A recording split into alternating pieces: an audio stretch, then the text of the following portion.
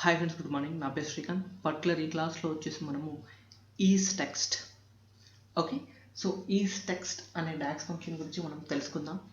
ఈ యొక్క is text docs function అనేది మనకు ఏ విధంగా వర్క్ అవుతుందంటే, ఎక్కడైతే టెక్స్ట్ ఉంటుందో అక్కడ ట్రూ అని చెప్పేసి టెక్స్ట్ లేని కాడ మాత్రం ఫాల్స్ డిస్ప్లే చేయడం జరుగుతూ ఉంటుంది. ఒకసారి చూద్దాం.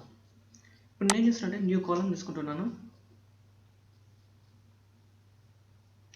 న్యూ కాలంలో వచ్చేసి is text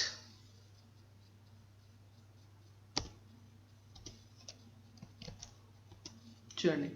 check whether a value is text and returns true or falls.